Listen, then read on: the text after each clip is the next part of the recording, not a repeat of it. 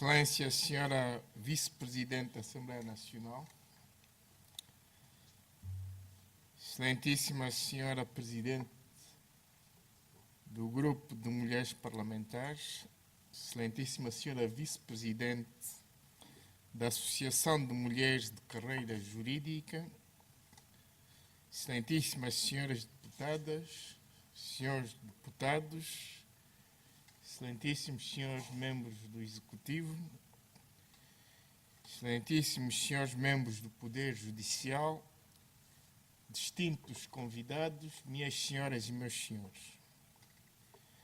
Gostaria de começar por saudar todos os presentes e agradecer a vossa presença nesta palestra que decorre sobre o tema A Importância da Lei na Sociedade, alusiva ao Dia Mundial da Lei.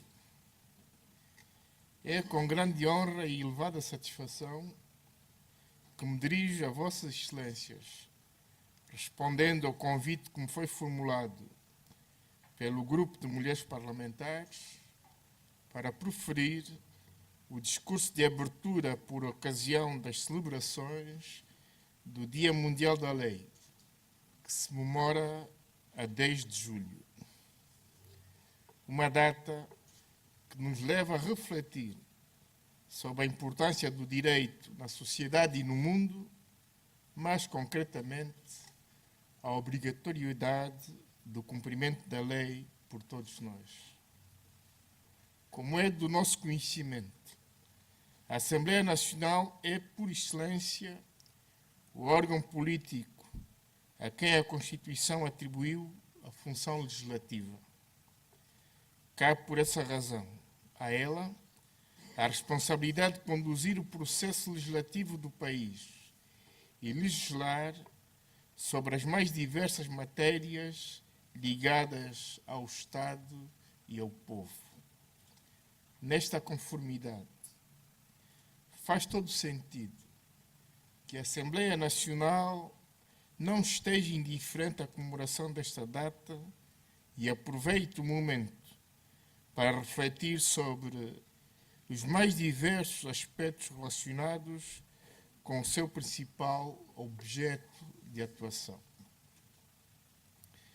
Felicito, por isso, as senhoras deputadas e a Associação de Mulheres de Carreira Jurídica por terem proposto a comemoração desta data aqui na Assembleia Nacional, a Casa das Leis, e a realização desta efeméride, cujo foco será o de refletir sobre o papel que as leis jogam na facilitação do cumprimento dos desígnios do Estado, nomeadamente a garantia da segurança, a manutenção da paz e a criação e promoção do bem-estar social, cultural, económico e espiritual do seu povo.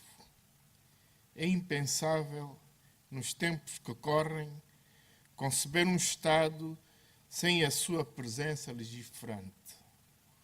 Mas esta presença tem que significar a correta interpretação dos legítimos anseios da população, uma vez que cabe ao Estado, na sequência do sobredito, concretizar de modo eficiente esta atividade.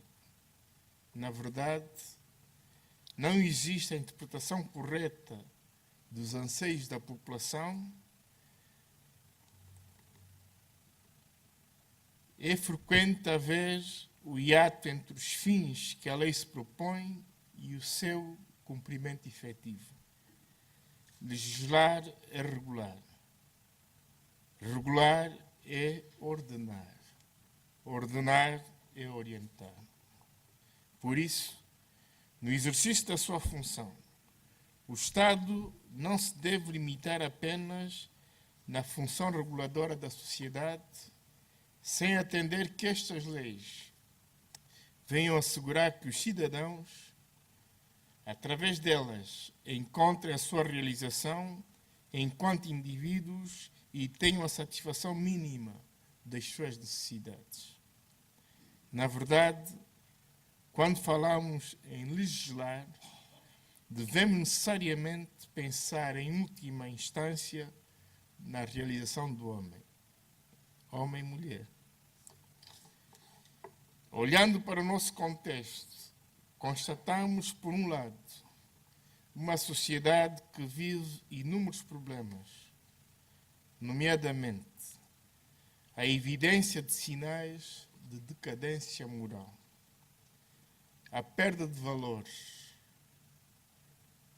a desestruturação das famílias, altos índices de criminalidade, em relação aos quais existe legislação sobre alguns aspectos e, noutros, a ausência total de legislação. Em relação ao primeiro caso, caberia a todos nós uma reflexão cuidada sobre o impacto, os efeitos, a eficácia e a eficiência da legislação existente sobre estas matérias.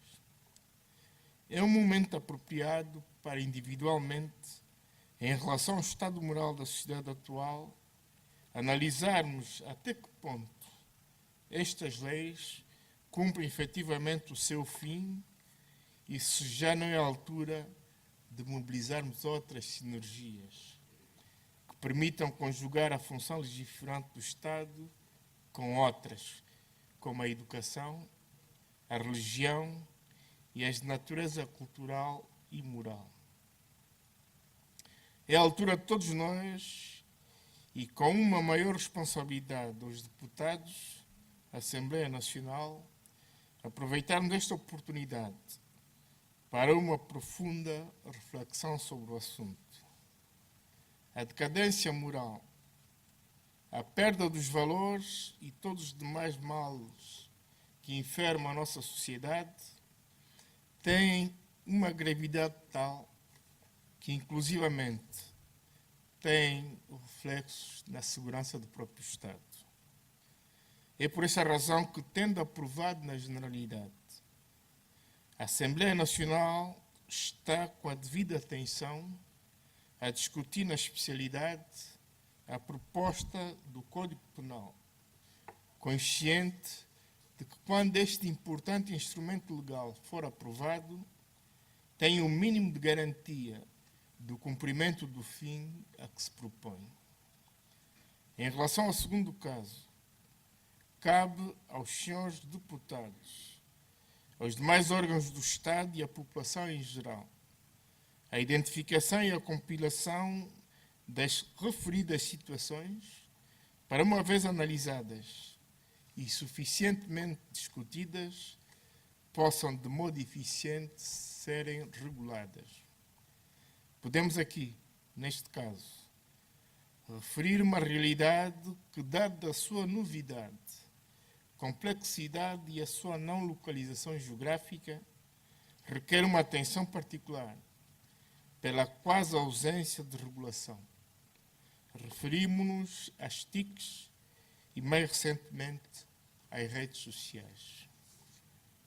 Todos nós sabemos que a inversão nos nossos valores e a decadência moral têm como uma das fontes esta nova realidade, a qual reconhecemos inúmeras vantagens, mas lamentamos esta influência negativa. É urgente e é imperioso que a sociedade se mobilize e cerre fileiras para que não permita que um instrumento criado para a facilitação da comunicação se torne num fator destruidor dos valores éticos, morais, sociais, culturais e políticos. Reconhecemos que, para que as nossas leis cumpram o seu papel, torna-se igualmente necessário desencadear em todos os setores sociais um processo de educação da sociedade. Temos consciência que a cultura jurídica da nossa sociedade ainda é fraca.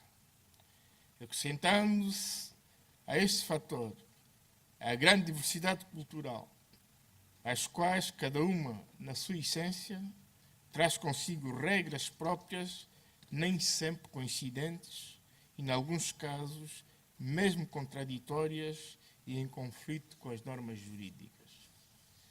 Esta situação dificulta o cumprimento e assimilação das leis por parte dos cidadãos comuns, levando a que, perante a existência de normas jurídicas e de princípios e normas costumeiras, os cidadãos se achem confusos. Neste sentido, reconhece-se o grande avanço que a Constituição da República de Angola, aprovada em 2010, que perante esta constatação entendeu reconhecer a validade e a força jurídica das regras costumeiras, desde que estas não contrariem a Constituição nem atentem contra a dignidade da pessoa humana. Todavia, a operação de interpretação e de todos os outros mecanismos legais relativas ao acolhimento das regras costumeiras na vida cotidiana do cidadão não é fácil e requer que estas sessões pedagógicas sejam mais frequentes, concorrendo desta maneira para o aumento da cultura jurídica da nossa sociedade. É por esta razão que saúdo a iniciativa para o debate deste tema e faço votos que as questões acima citadas mereçam de facto uma atenção especial. Encorajo as mulheres parlamentares a continuarem esta discussão, na certeza de que os frutos que gerarem da mesma irão contribuir significativamente para despertar a consciência dos cidadãos sobre a importância de conhecerem e respeitarem as leis que regem a nossa sociedade. Com estas palavras, declaro aberta a palestra alusiva ao Dia Mundial da Lei. Desejo a todas as senhoras muitas felicidades, sucessos na vossa vida particular e bons resultados durante o dia de hoje. Muito obrigado pela vossa atenção.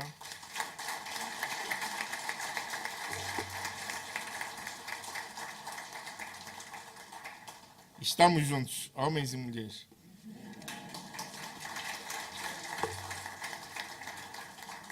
Posso-vos garantir que enquanto eu for Presidente da Assembleia Nacional, não vai ser aprovada a Lei da Chapada.